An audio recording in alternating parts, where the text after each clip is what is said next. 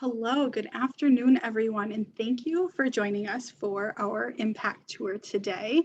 Our guests that are joining us are from YWCA of Southeast Wisconsin, and they're going to share information about the YWCA's high school equivalency program and all of the great work that they are doing through that effort. Our impact tours are part of United Way's effort to help the community better understand what happens at United Way and with our impact partners. We are celebrating our centennial year, 100 years of creating impact in the Racine County community. And YWCA of Southeast Wisconsin has actually been with us from quite possibly the very beginning. When we're going through archives of old documents and records from the very start of our work here in Racine County, I came across a report to the Budget Committee from April 10th, 1927, that states that the entity that eventually became United Way of Racine County recommended funding the Young Women's Christian Association in the amount of $1,609.46. So we have a long history of our organizations partnering together to create impact in the Racine County community. And that's exactly what we're still doing to this very day. Yes, Jenny, and 47 cents. It was very specific. There were only a handful of organizations that received funding in 1927, and the YWCA was one of them. So it's pretty cool. I knew we'd been partnering for a long time, but nearly 100 years of working together is pretty impressive, and we're really proud of that. United Way of Racine County has fought for the health, education, financial stability of every person in our community for 100 years. And so today we're going to speak with Sierra Hartzog and Marie Hargrove from YWCA Wisconsin Southeast to hear about the high school equivalency program and the work that they are doing to help support adult learners in our community as they are transitioning to the next level of success in their lives. So thank you all for joining us, and thank you to Marie and Sierra. We are recording today's session, so if you have friends or colleagues who weren't able to join us and you'd like to share this great information with them, this recording will be available on our website within the next couple of days, and we'll also send out the link to all of you who have joined us today so that you are able to help spread the word of the partnerships and work that are happening in the community. And so I'd like to ask Marie and Sierra to introduce themselves and kind of share their titles and their roles at their organization. Hello, I'm Marie Hargrove. I am the day coordinator for the YWCA HSAD program. We do have an evening coordinator, Dawn Kelly, who's not with us today. And we are basically required to recruit the students, also be that advocate for them as they get into the class, and then connect them with Sierra as they're in the classes so that she can kind of work with them as they're thinking about leaving the program and going into their next steps. So Sierra can kind of introduce herself. Good morning. Please forgive me, my voice is like kind of not all the way there, but I'm Sierra Hartzog. I'm the Opportunity Advancement Manager for YWCA Southeast Wisconsin. As Marie said, I'm kind of like the bridge builder, addressing the gaps with the students as they're transitioning to their next steps after they graduate the HSED program. So I'm connecting them to post-secondary and career opportunities that they wouldn't necessarily have access to without help with resources. Great, thank you so much. Let's start by having you tell us just a little bit about your organization. What does YWCA Wisconsin or Southeast Wisconsin do? So I'll start. YWCA Southeast Wisconsin, or YWCA, has been in existence for almost 130 years now. We have a mission of eliminating racism, empowering women, and promoting peace, justice, freedom, and dignity for all. We exist specifically to promote equity and eliminate disparities within both direct and indirect services through our programming. Great, thank you. So you've been around for quite a while, and we've been partners for quite a while. Why is YWCA a partner with United Way? What do you see as the benefits to us working together?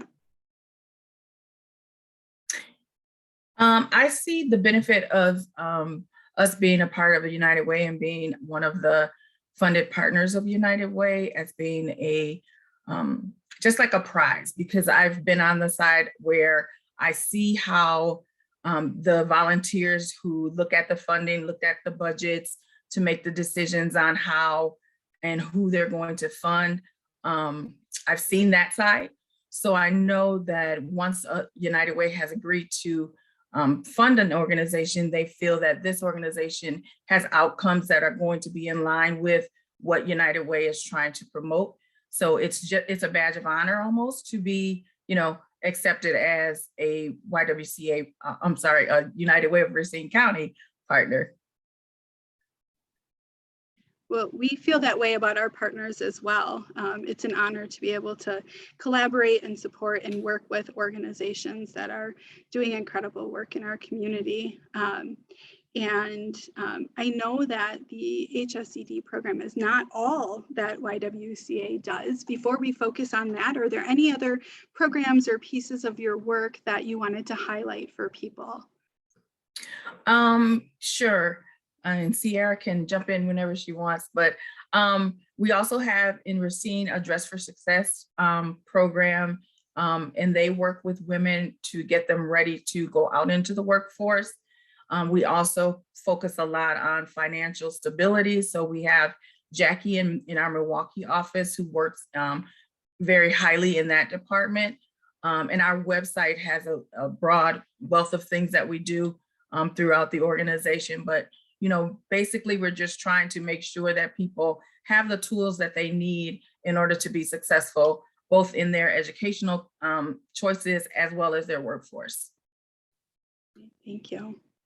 So let's talk about the high school equivalency diploma program. What's the history of the program? And specifically, how long has it been in Racine? It's been in Racine since 2017, August. We launched our program here. Milwaukee has been 2 years prior. They started in 2015. So it's down here now. And since it's been here in Racine, we started at just having a location at the Workforce Development Center. We now have programs that's running out of Gateway Technical College. We have a community school at Mitchell. We have a branch there that's the Spanish one. And then we also have a partnership with RUSD. So we have classrooms available over at RUSD for our students as well. We also started with just a day class. So now we do have the evening and the Spanish that have been added since we started here. That's pretty incredible growth in a relatively short amount of time. Right. And I know United Way has been proud to partner with this program and support it from the time it started expanding in Racine. And I know in March 2020, when everything kind of came to a screeching halt, this program is one that really didn't skip a beat, right? You made this incredibly fast transition. Can you share a little bit about that and what were you able to do, and have any of those changes that you made continued in your programming, even though things are starting to be able to open up again? Sure. So in March of 2020, we were in the middle of 2 cohorts that were running at the time. And so what we had to do, because we were primarily in person, we switched to a virtual learning program, and we have been running virtually since then. We continue to run it virtually now, and we are looking at possibly having more of a hybrid now that things are opening back up, but we haven't decided if that's going to be the plan, only because most of the students that are online prefer to be online, and the ones that are potential students also prefer an online platform because, you know, that then eliminates the need for them to get childcare. They're able to, you know, work alongside their students if they're, you know, we've had students who they were on the YWCA platform, but their child was doing RUSD. So, you know, still being able to connect with their children and their families while they're learning. So, and then we have for the evening classes, those people have been out at work all day. And so they can come home and then be able to do schooling as well as, you know, make sure that their children are fed, make sure that they're getting in bed on time and all of that. So we're still tossing back and forth whether we will go fully in person again or whether we will do hybrid. That's really amazing. And I think a great example of how you're able to adjust to what's happening for your students so that they can be successful and, you know, respond to their needs. What does a typical student look like for this program, and what is their experience when they decide to, this is the thing that I'm going to do? What do they experience in that process? Okay. Sierra, do you want to say something or do you want me to keep going? I feel like I'm doing all the time. I'm sorry, the fire alarms just started going off, so I had to leave. But I'll let you take that question since I deal with the participants more as their graduates, and I can talk about what that looks like. Okay. So a typical day depends on the student. We have the evening classes, like I said, which are the more people who are older tends to be because they're out in the workforce, have an established family. And then I usually have the 18 to 25, 30-year-olds who sometimes it gets to be, I get to be more of an advocate, more of a counselor, more of a, hey, you're missing class, let's get to class, you know, so, but a typical day for them is that classes go Monday through Thursday from 9:20 to 12:20 for my group. For Dawn's group, it's Monday through Thursday, 5:30 to 8:30 p.m. With us being virtual, the students will log in. Right now, we're using the Google Classroom platform for them to submit their homework, and their teachers are virtual on that Google platform, Google Meets platform. And so they're in the classroom, their teacher is on the video camera as well. And then they are interacting with their students, with the other students in their class. And then once they, you know, finish their homework or whatever, they're uploading their homework so that the teachers can grade it right there in the Google Classroom. Yeah, and so I can kind of go ahead, Sierra. follow up to what she was saying. So I meet with the students all together probably like 3 times while they're going through their courses, kind of to check on them, see if they've started thinking about their goals or what they want their future to look like once they're done with the program. And then I start setting up one-on-one meetings to kind of get plans going, get a checklist, map out career and educational goals, start accessing resources specifically for them. Excuse me. And then once they are done with the HSED program, that's kind of when things get a little bit more intensive in terms of looking for careers for them because they have completed the program, they have their credentials and everything that they need to move forward. And then with the school.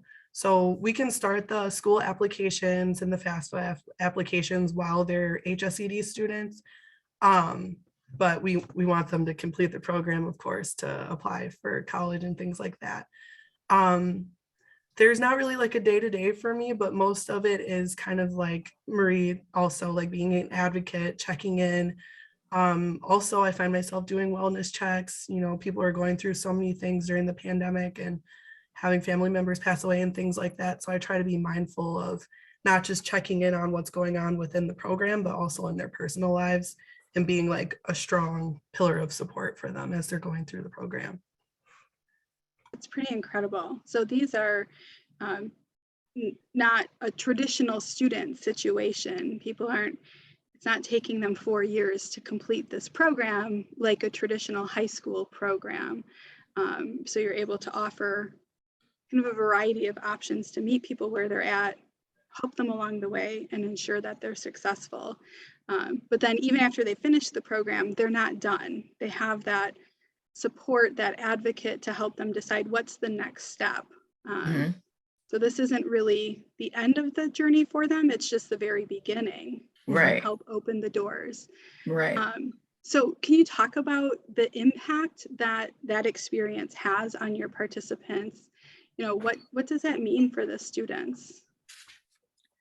I think it has a great impact on the students because number one, they're building positive relationships while they're in the class with the other students who are sometimes sharing some of the same experiences that they've had. It also allows them to think or build their confidence in believing that they can do more and that they can enter the workforce or they can reach that dream job or whatever that they were thinking of. And I think it has a great impact because once they go through the program, they are also word of mouth telling people about the program so that they are also becoming students in our program. We have had, a family of 5 going through at one time. We've had husband, wife, we've had mother, daughter graduating together. So it really is a confidence booster for all the students that go through. And then the one thing that they are proud of is that our team, as well as the instructors, are all advocating, all cheering them on, leading them on, helping them to understand that we're here to see them succeed. And a lot of times they haven't had that kind of support throughout their families and their history of their life. So they really appreciate what we're doing for them. And so I think that that's a great impact for us and for them. Sierra, did you want to add anything? Yeah, I was just gonna say that not just like individual impact too, like that's really strong, but also the impact in the community. Like how you mentioned that they're advocating like once they get out or if they're still in, and then they're, hey, like you should check out this program. So that's really important too, like because it creates like a stream for us to keep touching people and getting them enrolled in the program so that they can better their lives and their lives of their families. Also, like I get emails and appointments from people that aren't even enrolled in HSED. So I'm like, this is going outside of the scope, but I think it's really good and important that other people are highlighting our program because it shows that it works and that we are making a really big impact in people's lives. Mm-hmm. Sierra, do you want to tell them a little bit about your platform for the resources that you offer to the students? Oh yeah, so I also have a classroom in the Google app. I'm not sure even what to call it, but I do have my own Google Classroom. It's called Opportunities for Advancement, and then there's a Spanish version called Oportunidades para Avanzar, but for the Spanish students, Spanish-speaking students. There's no participation required or anything, but I basically use it as an electronic resource room. I have it organized into different categories. The top ones that I'm updating are the training and certification, professional development one, the career opportunities, and the post-secondary education. And then I have other topics covering interviewing skills, mental health, and I frame that as employee wellness. We talk about confidence building.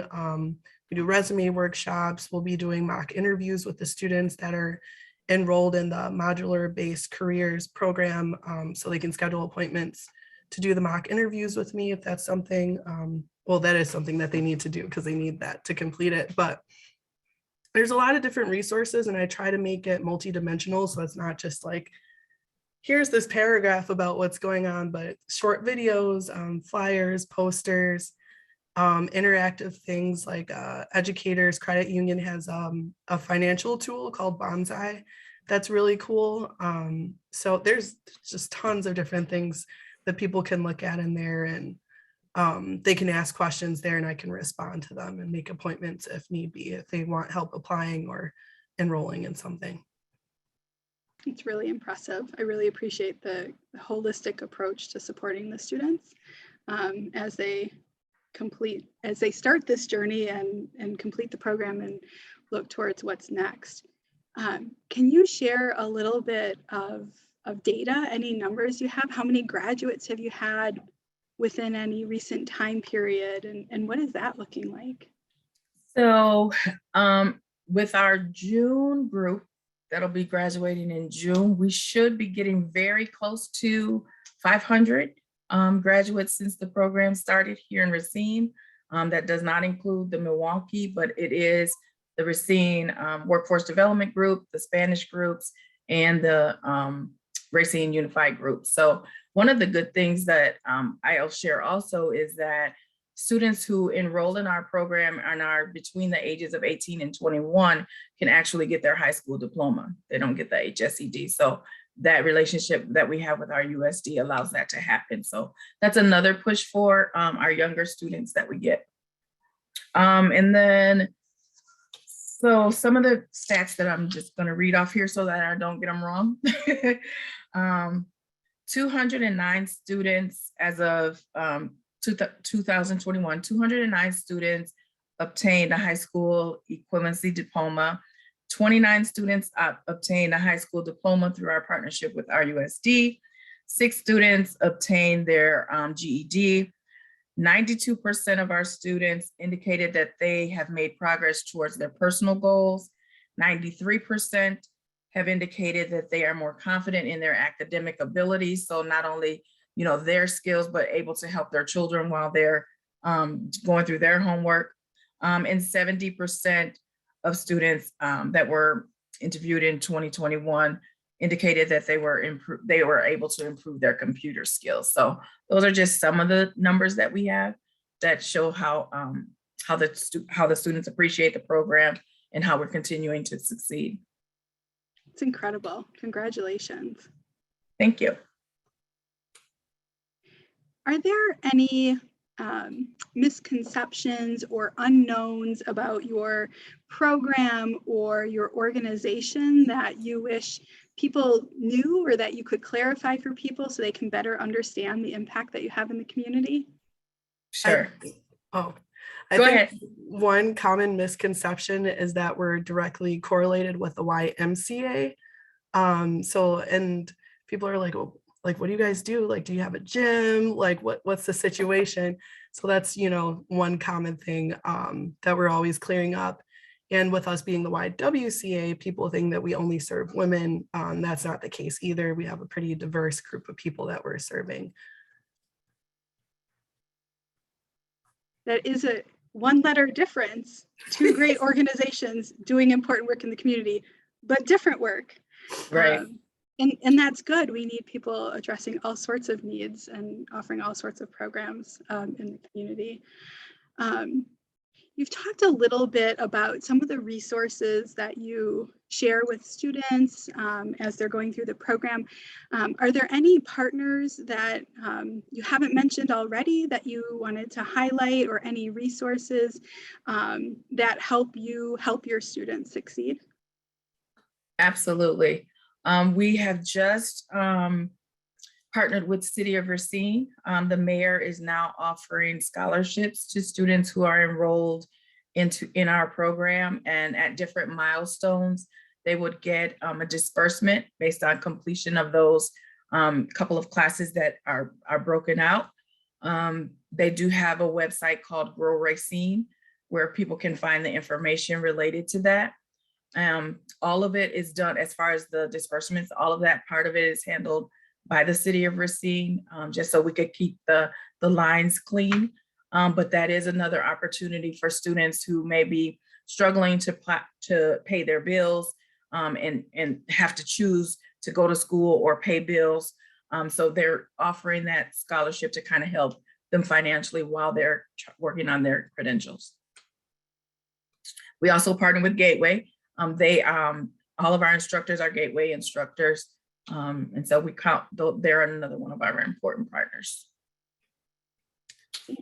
On my end, I'm working with UW Parkside right now to see if we can figure out how to make our participants eligible for the Parkside Promise, because historically it's just available to like a traditional high school student.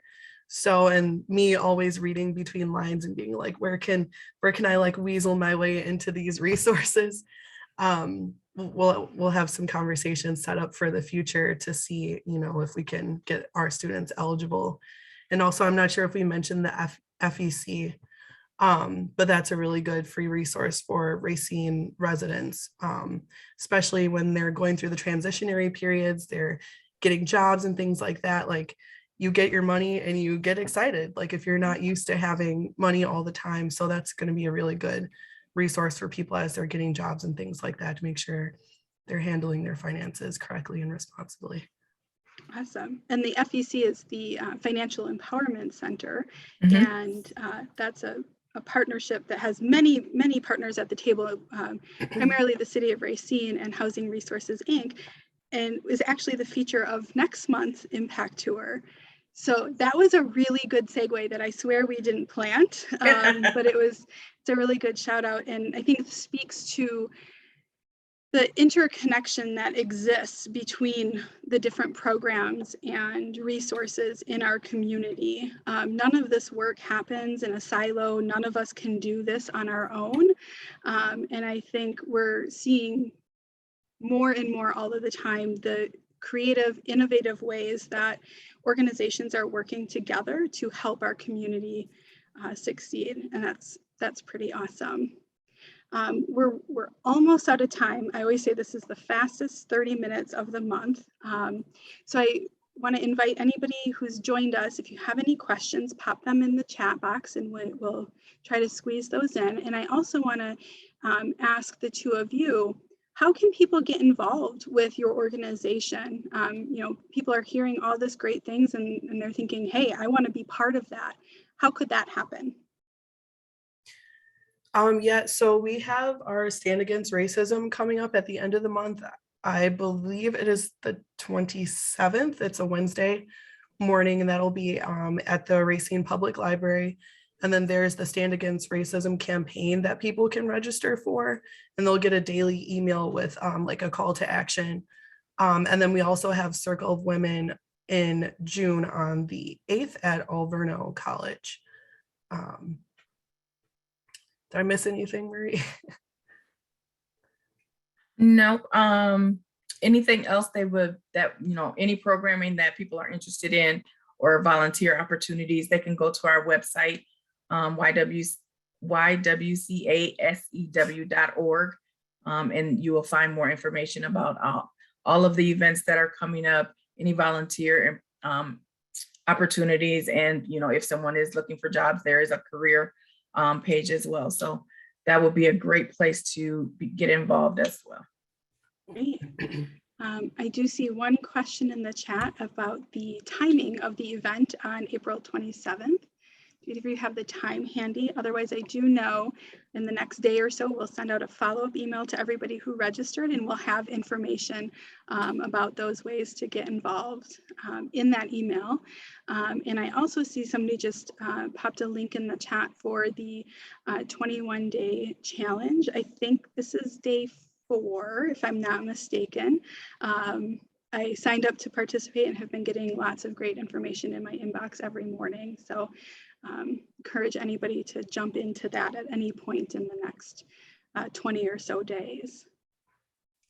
I want to thank you. Oh, go ahead. Oh, sorry. I was just going to say, Jeff, the event on the 27th starts at 8:30. Great. Thank you.